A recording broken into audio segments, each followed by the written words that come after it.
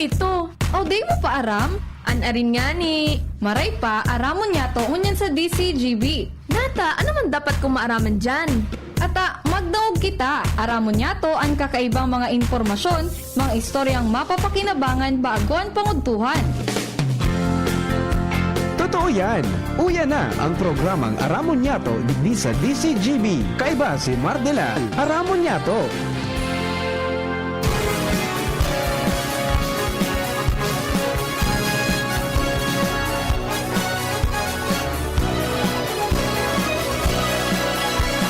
Kabayan, dapat mong malaman na kailangan mong maintindihan ang usapan na may kinalaman sa iyong kapaligiran. Gaya ng aming sinabi, makinig ka dito sa inyong bahay, makikaming dito sa programa Mardela ating kasama. Pakinggan natin si Mardela, samahan natin si Mardela sa balita, issue at sa komentaryo. Kay Mardela tayo ay panalo. Mga tugang, good morning. Gonna knock on your door, ring on your bell, tap on your window too. Good morning, Luzon, Visayas, Mindanao. Welcome sa programa. Aramon niya itong unyang pungaldaw na inin Friday. I'm gonna knock on your door, call out your name, wake up the town you. Ang bilis lang ng panahon, mga tugang. Biyernes na po ngayon. Petsa 4 sa bulan kan Abril 2025. Little girl, 38 dias bago mag-eleksyon. sleep. Sa mga kababayan po niya ito, Luzon, Visayas, Mindanao, mga birthday celebrators, happy birthday! Many returns of the day, more life, prosperity, and happiness. Up there, Ako po sa lingkod, Mardela, dahil iba, sadit sa naberotian. Halipat lang pang iribanan ako niya na Friday, every first Friday. May programa po ang Department of Trade and Industry, can ring and tap until you. Consumer at Negosyo. Alas 11 hanggang alas 12 po yan, every first Friday at saka last Friday of the month. So, naman po sa mga kababayan natin, good morning. Down dyan sa technical side, si Ronald Baldo. Girl, DCGB Social Media Department kay Banang Tamaan, si Jerome Nico Martinez. just get up, Yaon si Shara Meliron sa Production Assistant Center. how can I hold Newsroom kay sabay ta, mga tugang si Jenny Matibalaran at saka si Angel Mustasa. you? Tap on your Kasabay man siyempre si Jimus Barrios sa DCGB News Online Facebook page. Sa mga updates po sa mga pangyayari sa bilog na ginaban. ring and tap. Gandang yaon man, mga tugang, I'm gonna sa luwas ng Mega Post Patrol, sa Badagos na pangalap ng mga istorya. tap. Tanganing may balang ibog sa Banuan na si Mapukaon, mga turog sa pansitan. Yaon po dyan, mga tugang, sa third district, si Pading Jomar Bien, o kaya si Jimmy Nasalita. Ang sa tuya po na Field Commander Chief of Reporters. Sa first district, sa Pading Jomar Bien, yaon man si Joshua James Bino. Regional Center Santa sa Legazpi 4th District. Ring and tap until you do. Partner Al Armario, yan po sa City Hall asin sa mga barangay sa sur na parte kan Legazpi. Siyempre si Cara Nicolala, Kapitolyo Provincial asin sa nagkapirang parte po kan Daraga area. Kami po kabos minasaludar, mga kabayan, minapapansarang mga morning. Sana po okay kita. Okay man kami. Sa mga kapwa ko seniors, good morning. Okay lang tayo dapat. Everybody, dapat happy lang. Then magpaisip ng kung ano-ano. Mag-ehersisyo kahit 10 minutes lang, hindi naman yung mabigat. Basta gumalaw-galaw yung ating kasukasuan. Tanganin po dahil mag-stack up yan. Pagkatapos siyempre, kumain po ng masustansya. Hindi naman kailangang mahal. Kahit puwansa na sumasustansya dyan sa palibot. Taranong-tanong kita. Yan ang mga marirahay na panghali ng stress sa mga kapata seniors. Alright. Thank you, Lord. Deko na diretsuan. Ayan. Nakatindog pa manggiraray. Yan, ito ang nangyari, no? Mahirap na talagang kumain ko ng mga bagay na, kunyan. Hindi ko na talaga pwedeng pagparakaon-kaon ng mga bagay na nakaka-affectar talaga. Minsan dahil mo naharam kung anong kakaunan mo. Kaon ka sa restaurant, yung ingrediente pala, kalaban mo, na-trigger na naman. Yan. Kala ko matuluyan ako eh. Salamat Lord, ha? At saka salamat sa kaakibat kong gamot kapag may tama. Ha? Una, kumapit to na aldaw ako. Maray na lang ta. Ngunyan, medyo okay na. Sa aga kayo ni, diretso na naman ang lakaw-lakaw ni Papa Mar. Dahil nakita maragitan ka ng engineer. Nadadagit ang engineer. Maray mo niya pagkasiminto may kan tinampong yan. Pati nga yung mga, yan ang mga salog kan arong. Natin nga takibad ang dalagan mo. Sensa na po. Yan po ang ano. Pero at least na tututunan ta ng mabuhay na kasama yung gout. Alam ta nang i-manage kung paano. Kaya lang talagang minsan, maski anong kalilikay mo, talagang minatama po manggiraray. Okay? Anyway, naman po sa mga kabarangay ta, mga tugang, dahil na mapupugulan talaga, padagos pong pagitaas kang presyo ng mga produktong petrolyo. O maganda naman kita, may abiso na ang Department of Energy na next week, Martes, mga tugang, pizza 8, igo naman kitang aumento. So ang aumento mga tugang magkakawat sa kantidad na 30 sentimos hanggang 70 sentimos sa gasolina. Sa diesel may taas po ng 20 sentimos sagkod sa 60 sentimos kada litro. Ang kerosene mga tugang daing adjustment, posibleng daing adjustment o kaya pag kaigo ng adjustment, posibleng umitaas o posibleng bumaba ng 20 sentimos. O yan po ang projection. Kaya magplano na kita kung paano makatipid. Talagang sige na. Yung tulong simana, mga tugang na pinatana sa tuyang puro rollback, huyan na po tabi pigbawi na dit-dit. Kanakaagi, big time rollback, kanakaaging simana. Big time increase, big time oil price hike. Ngunya naman, mga tugang, iguana naman nakarunga. O Jirel, iguana naman. Sa Martes naman. Good morning, Tabi. Mga tugang, ay kay kay Jerel Aranya, yan, nakantabay. Siringman, si Lakers Christian Abrera, good morning ngaya, Nel Clavicilla, ako ngayon ma-drive kang pambot niya. Okay, dumaan po sa mga kababayan ta, nakantabay man si Sir Jeff Santos dyan po sa Queensland, Australia. Okay? Si Sir King Rinaldo, na mina-birthday pa sa nakaswapo, nakantabay po dyan sa Bangkiruan. Okay? Ay sinasaga po sa kantabay sa DCGB News Online Facebook page, sa YouTube channel, sa DCGB Live, pa 729 kHz, sa pitan ka mga radyo. Yan. Okay? O ang DA, mga tugang sa giraray po na nagpapasabot, na igosindang pigluwas, mga tugang na price ceiling, both sa buhay na urig, buda mga tugang sa mga karne, nin urig na pikupabakal sa mga merkado. Okay. So, pinag-breakdown nila yan, man iba-iba ang presyo, mga tugang sa Albay, sa Kamsur, sa Camarines Norte, sa Katanduanes, silang mas bate. So, digli sa Albay, tadigli kita naka-star. Ang boy na urig, mga tugang, ang price ceiling, according to the Department of Agriculture Regional Office number 5, across the Bicol region yan, So, digli sa Albay, ang barakalan kan urig na buhay, 210 hanggang 220 kada kilo. Pag binuno na, ang magiging pabakal magkakawat mga tugang from 360 pesos hanggang 380 pesos. Tapig konsiderar manggaro mga tugang so mga pigbabayadan baga sa slaughterhouse as yung pagtatransportar. So at least makadiling sila mga basta day maglampas sa 380. Pag nag 370 as in nag 360, much better. Di ba? And mas better pag na bumaba pa. Depende yan sa competition nga ni. Kasi may nagkakawat po na free enterprise minsan, mailing mo dyan po sa na nagpapabarabaan sinda. Tanganing duman sinda dumalagan sa mga suki. Di ba? Ayan. So, nakamonitor daw sinda.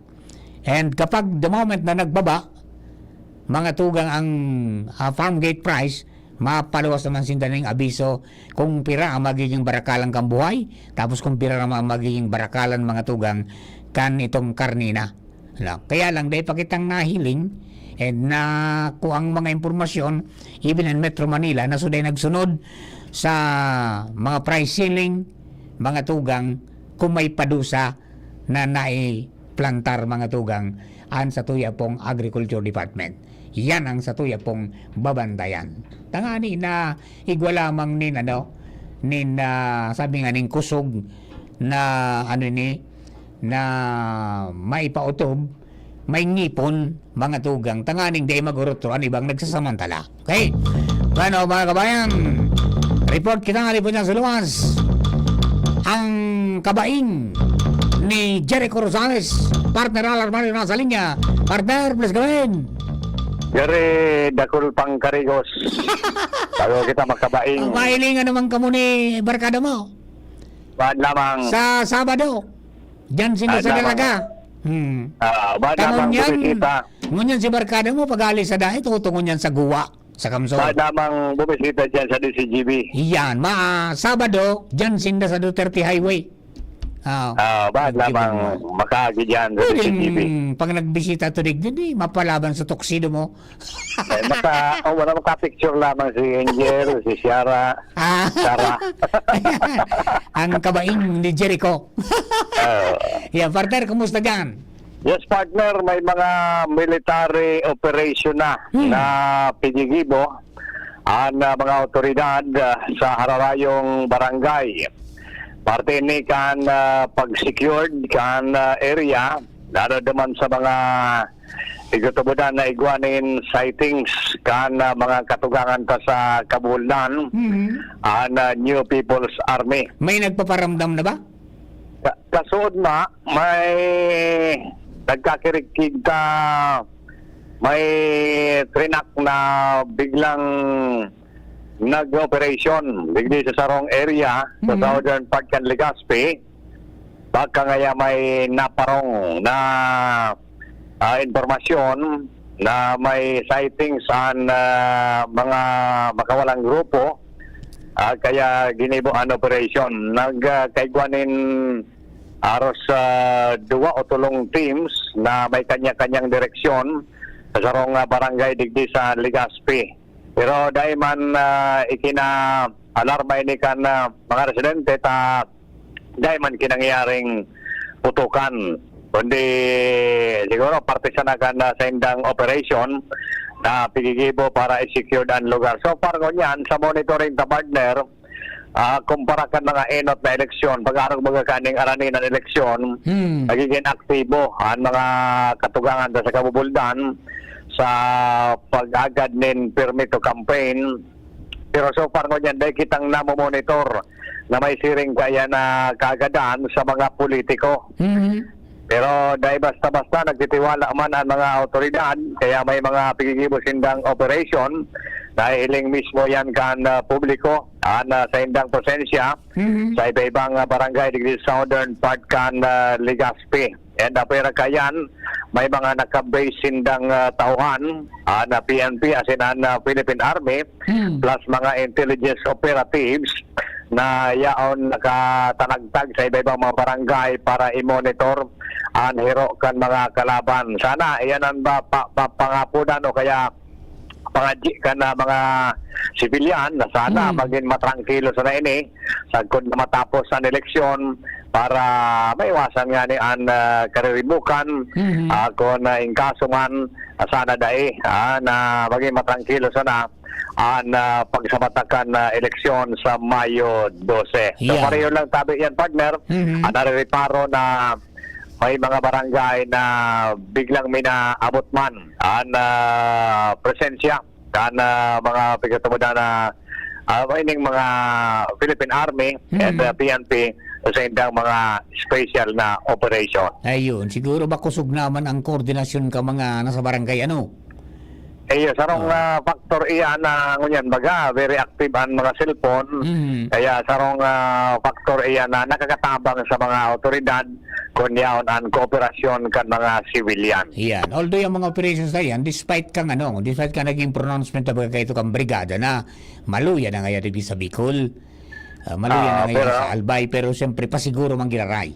siguro man giaray. Na baka no, difícil na maging kampante, Aha. baka sinda masingitan. Yan. Pero maray na maray ito na wara mo niya na politiko, warang nag-ako.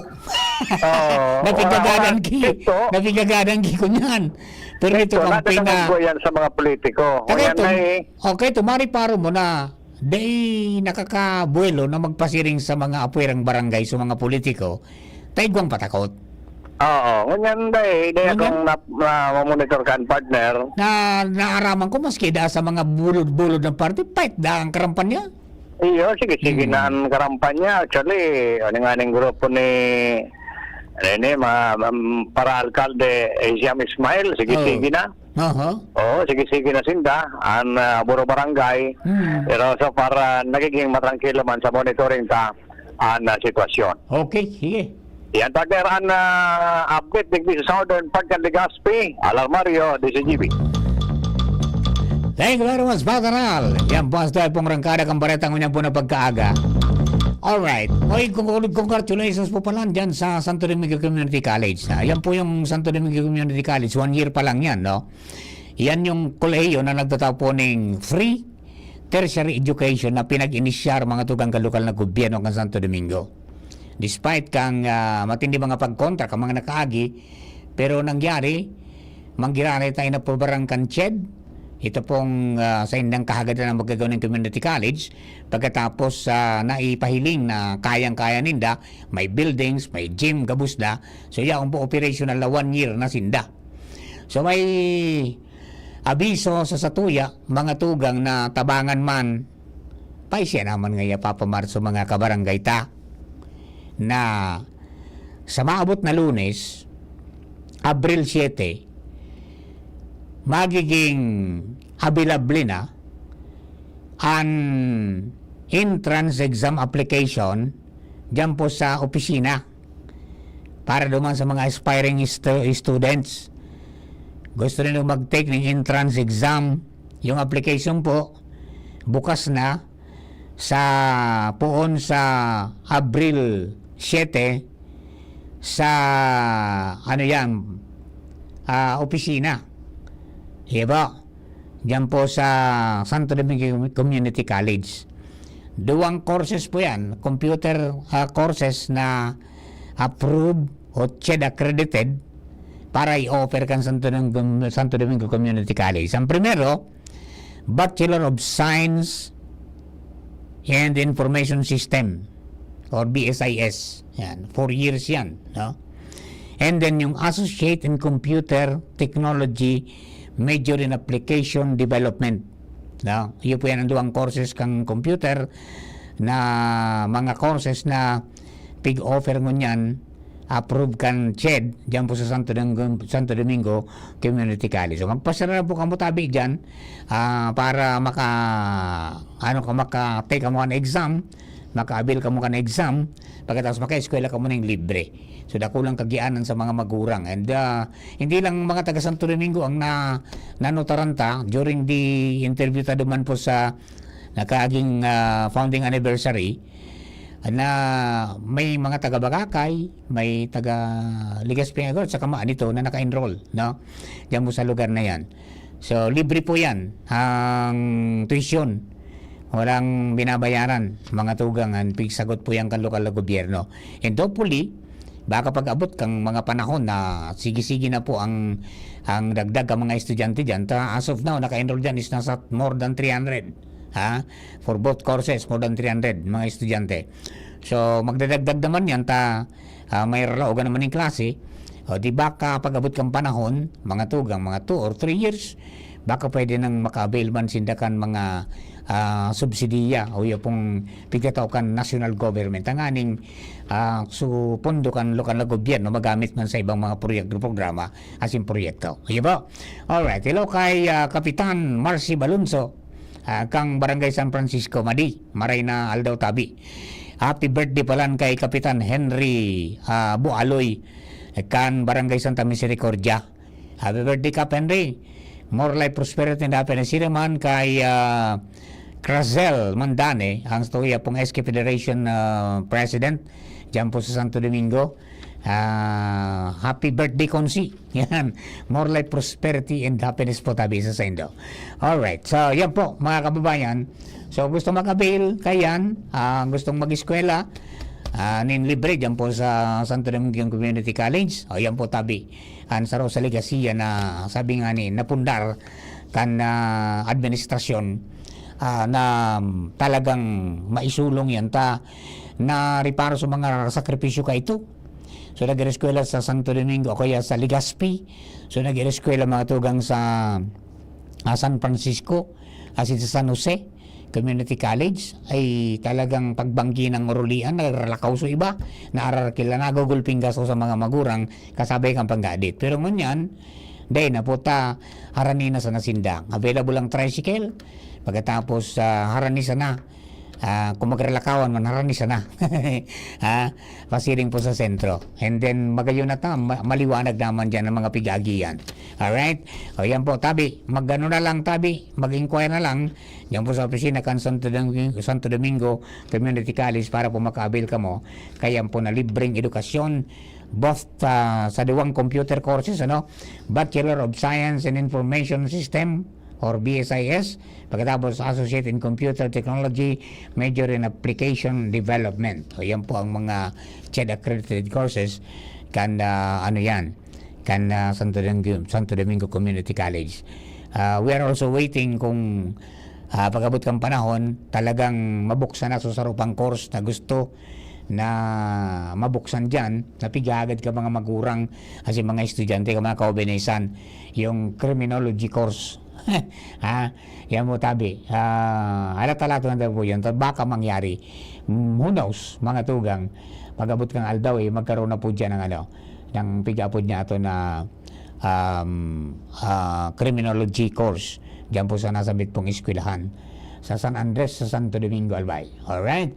O bueno, mga tugang, sa mga kababayan ta, parumdum kan Comelec, na magsurunod sana sa satuya po ng mga pigpapaluwas na mga impormasyon ali po sa Commission on Elections na although sabi nga ni Kayan, mga tugang, pigtutugutan kang Comelec ang mga elehido na barangay asinsangguniang kabataan officials na magpartisipar sa partisan politics o political activities para sa May 12, 2025 elections.